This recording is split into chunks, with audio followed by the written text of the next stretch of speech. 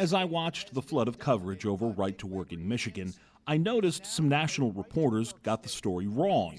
It's not that their facts were wrong, just that they were only telling one side of the right to work story. And by telling just one side, they got the whole story wrong. Michigan was built on unions, and you know what? She has a point there. Unions have really been the backbone for workers in this state, especially when you look at the auto industry. 17.5% of the workers in this state are unionized. It's one of the highest rates in the country. But the auto industry is not the biggest bunch of union workers in Michigan, or anywhere else for that matter. Unionized public employees, from cities to schools to universities, back to state government, outnumber unionized auto workers across the board.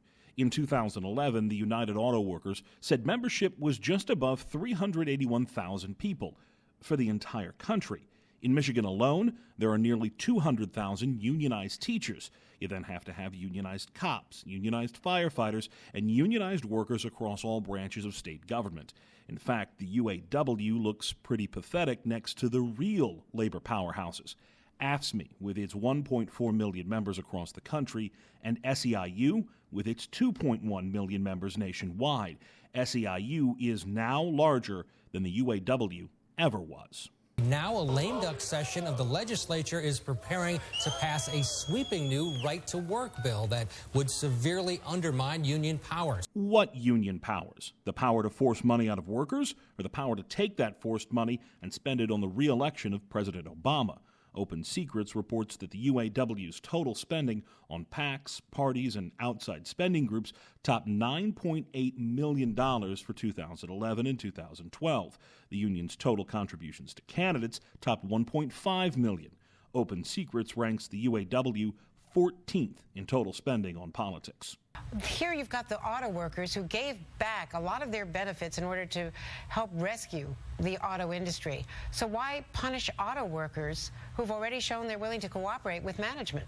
For one, the workers now are the management at GM. Thanks to the auto bailout, the UAW's Health Fund for Retirees owns a good chunk of the automaker.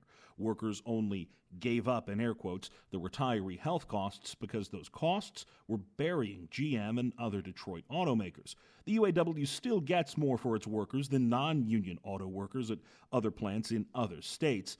But the growth in the auto business here in this country has been in right-to-work states. And this so-called right to work for less, it comes to about $4 an hour.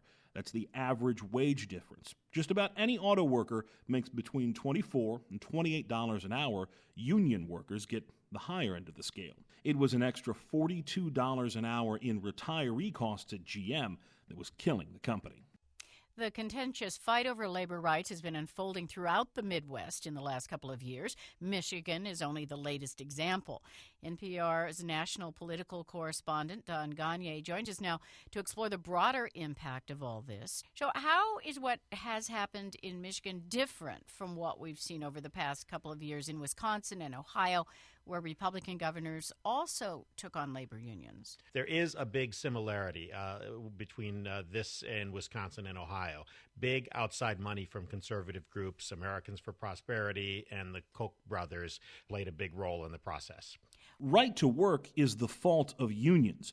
Michigan Governor Rick Snyder said he wanted economic peace, but big labor tried for Proposition 2, pretty much the opposite of right to work. That would have enshrined union power in the Michigan Constitution. Voters in November said no, so Snyder came back in December with right to work. Only difference, he had the votes to pass it through the legislature. Americans for Prosperity and the Koch brothers did not create Republican majorities in the Michigan legislature. Voters did. The same voters who said no to Proposition 2. My boss loves to say that journalism is one of the few constitutionally protected jobs, and it's about more than just who, what, where, when, and why. And he's right. Even if the facts in this case are correct, if everyone's looking at those same facts in the same way, the story can still be wrong. For Watchdog.org, I'm Benjamin Yount.